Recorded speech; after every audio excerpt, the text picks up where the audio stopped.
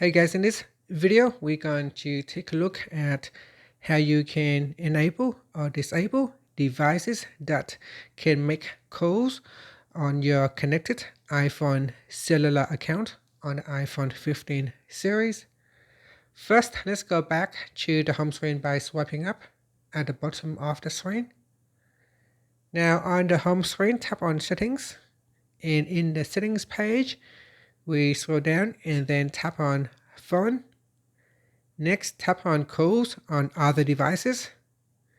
And now go down to the allow calls on section and tap on the device that you want to allow or denied access to making calls using your current iPhone cellular account.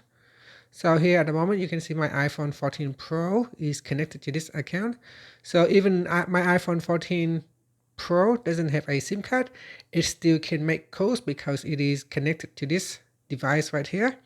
So if I wanted to, I can disable the iPhone 14 Pro so that it cannot make calls via my current iPhone cellular account. And that's it. Finally, you can swipe up to go back to the home screen. Thank you for watching this video. Please like and subscribe to my channel for more videos.